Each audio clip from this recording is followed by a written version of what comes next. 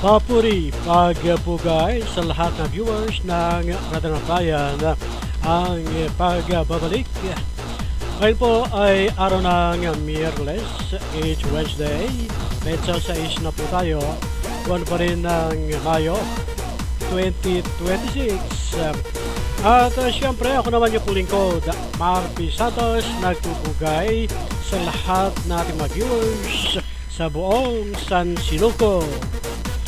At sa umaga po ito ay mapalad na makukonsidera sapagkat nagtuwang muli yung Pinoy Rapido at Radar ng Bayan sa isang punto layunin na maibigay ang detalye at kalagayan ng isa sa ating mga fire departments ng Nueva Ecija.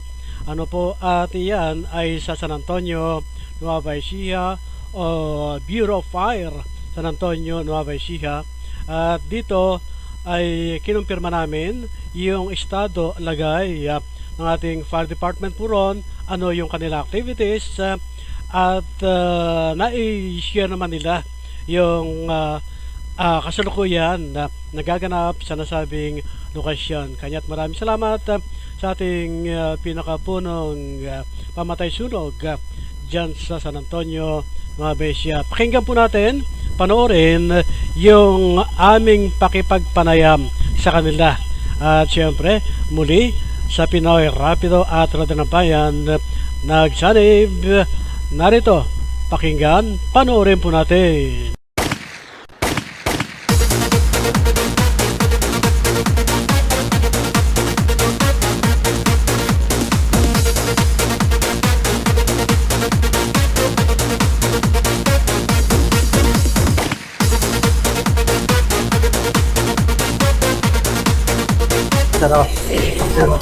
Yes, good morning everybody. It's a Wednesday. Napalad po tayo sa umagang ito sapagkat kami ni Rapido kasama po ngayon at sa isang napakalagang topiko namin pong kakatawanin.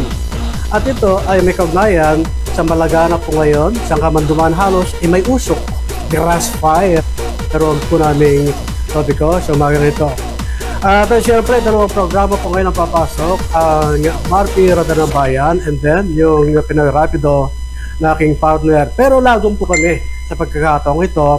At nais ko po ipagmalaki ano po sa ating mga viewers ngayon na ang ating makakaugnay ay yung magagaling po nating fire personnel ng San Antonio Fire Bureau. At ito po ay sa panguna ni Madam Geraldine E. De Leon. Kasama po si PO2 Gen O. Baguio, PO2 Kenneth P.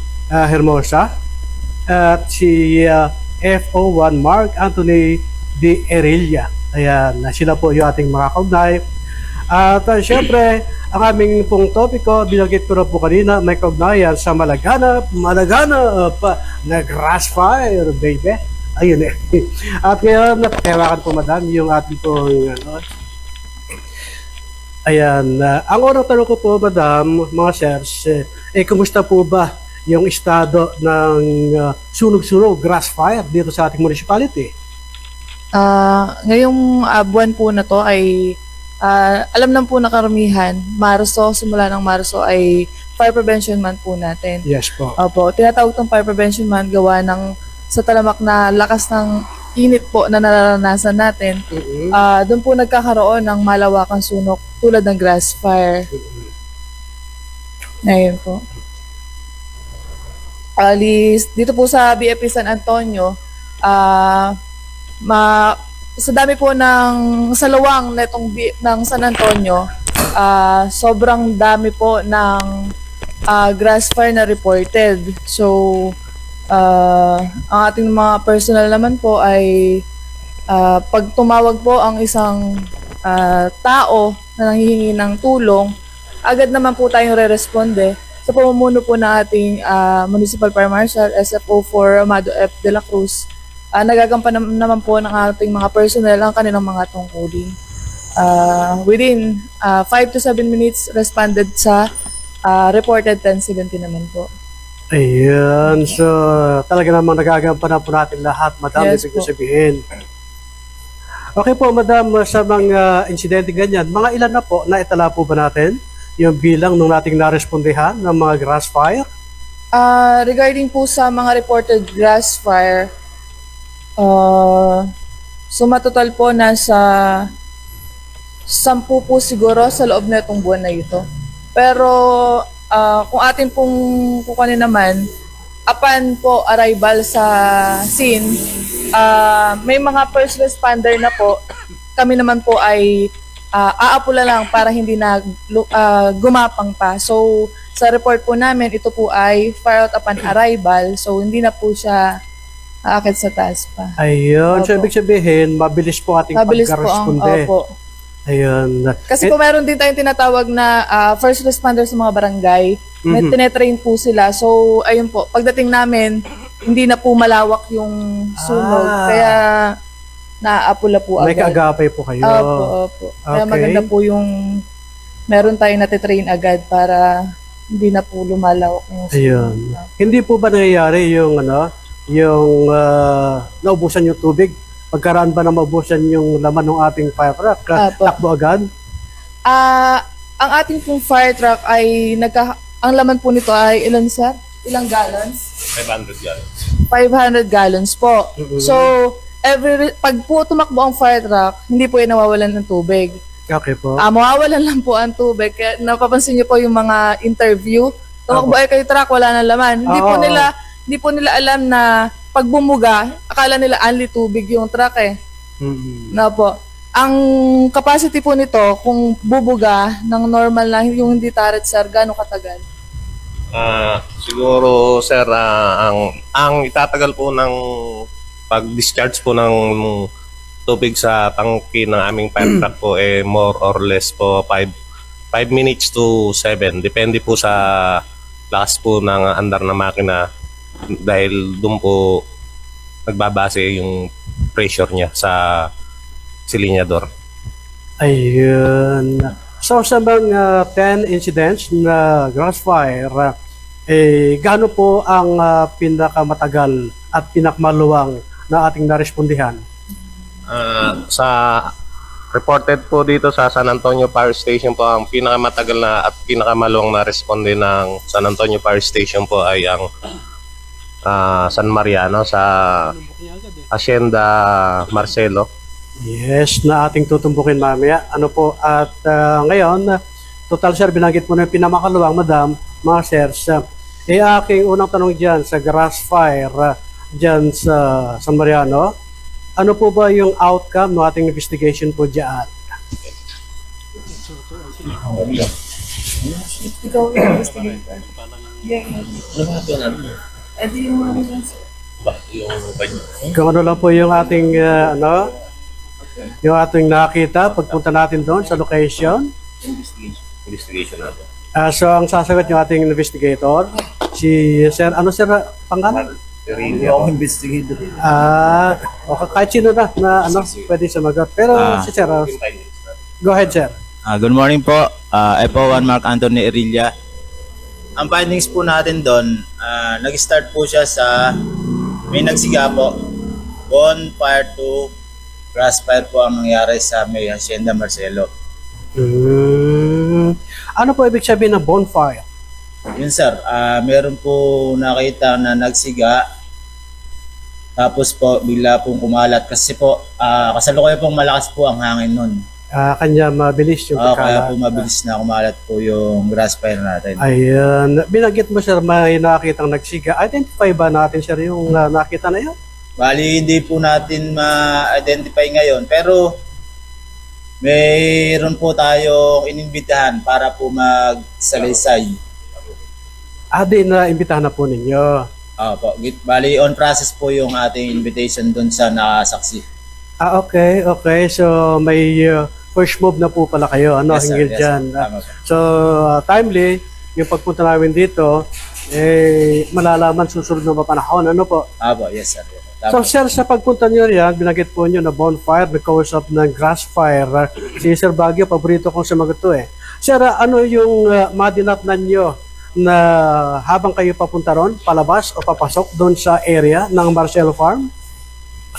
Mga dinatnan po namin doon nung kami papasok po sa premises po ng Hacienda Marcelo po, unang-una yung sa pagpasok pa lang po malalaking puno ang yung madadatnan. Pagdating naman po ng sa medyo gawing dulo Yung 54 hectares, yung 54 hectares madamo, no? po, yun na po ang naabutan namin na yung kaluangan ng 54 hectares ay halos kainin na ng apoy.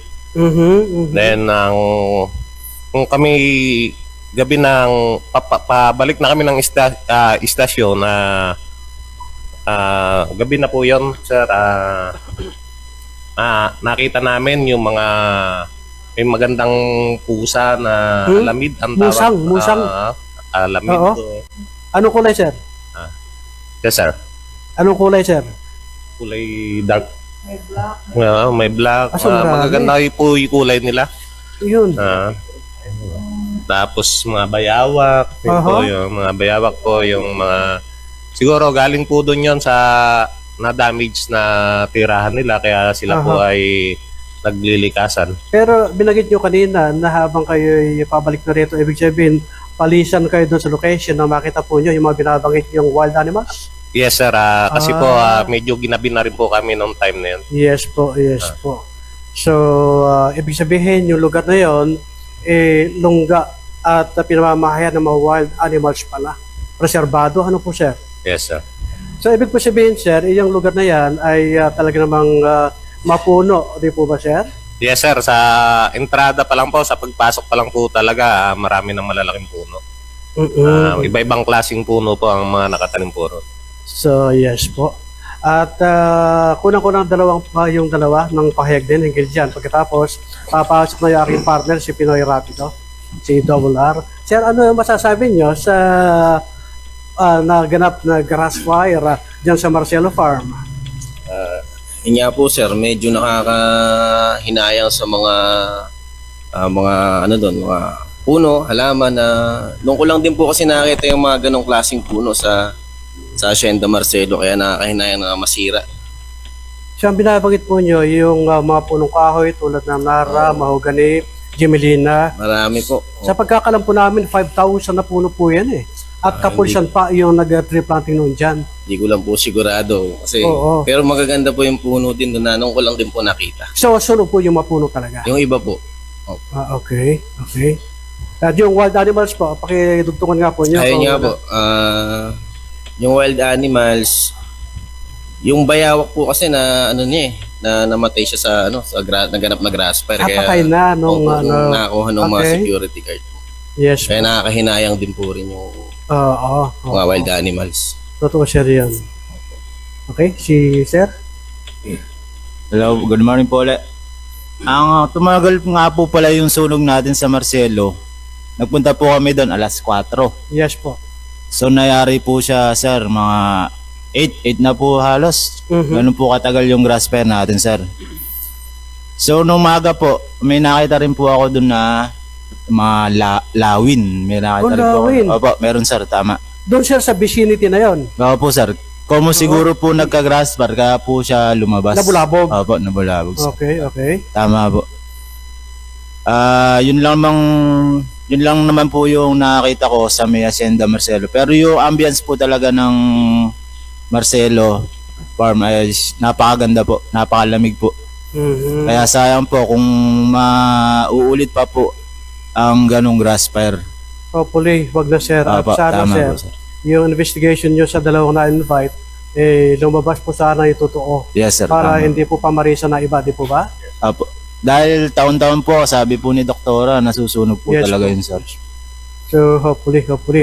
Nakita nyo yung lugar, maganda. Pero Yes, sir. may mga hindi maganda, sir, doon. Yung natitibag na ilang lupa, saka yung may matubigan pa po doon, di po ba? Bal. Kasi 54 hectares po yun, Opo, baka sir. hindi nyo narating yun. Apo, hindi na po namin Opo, narating opo. siguro. So, yan po sila. So, parting words ni Madam, sa binanggit po ng ating makasama, may pwede po ba kayong idagdag? Sa pag-responde po namin sa 1070 sa Hacienda Marcelo, bali, ang naabutan po namin, mga nakita namin doon na wild of animals ay tulad po ng mga nabanggit, yung musang po, Nga po. isa po sa nakita namin, may kwago din po doon. Yun nga po, nabulabog ang wild of animals gawa ng grass fire po na nangyari. So, mas maigi nga po na sana sa susunod na taon, wala nang maganap na ganitong sunog. Sayang po kasi yung mga napipinsala tulad ng mga puno na dapat inaalagaan, makakatulong sa ating environment. Ayun Tama po, Opo. tama. So, maraming salamat sa inyo pong apat at papasok naman po tayo dito sa aking partner sa kanyang Pinoy Rapido in Action, si Paring Romel Roque.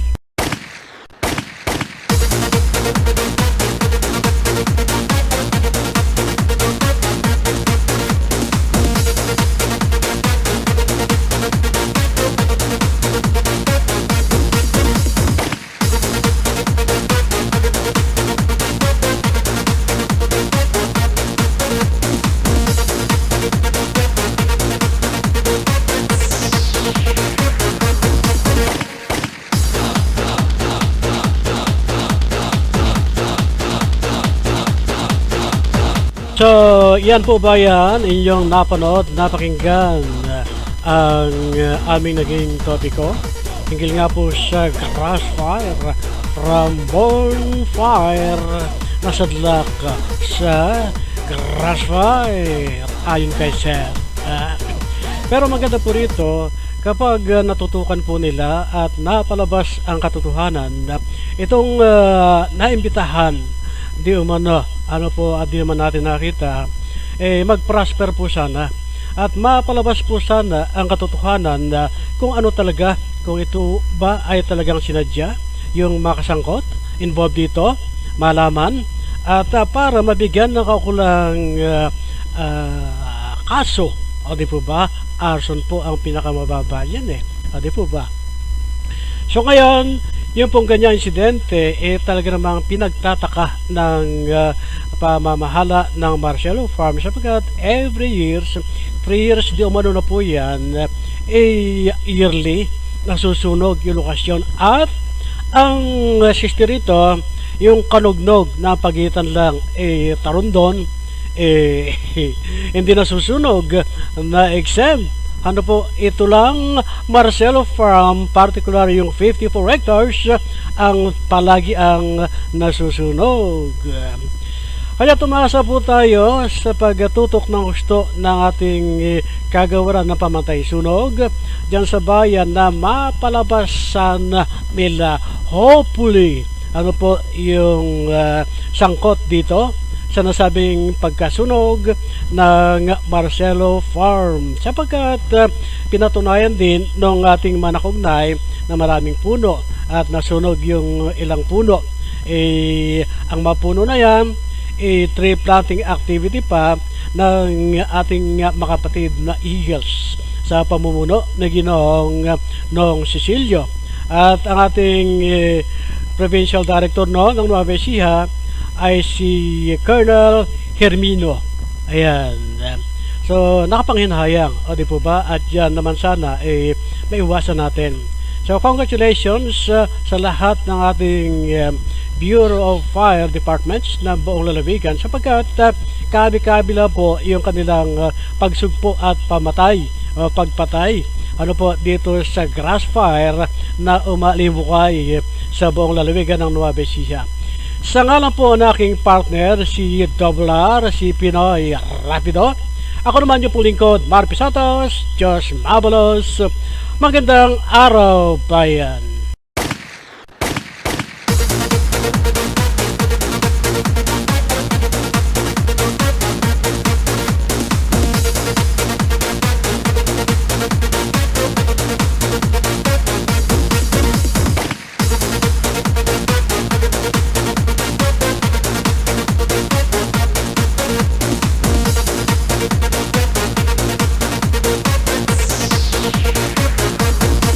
Ito ba inyo ninyo ang palatuntunang pinamagatang radar ng bayan ni Marpy Santos. Makinig at manood muli sa ganito ring oras at himilan sa Freemap 108 FM.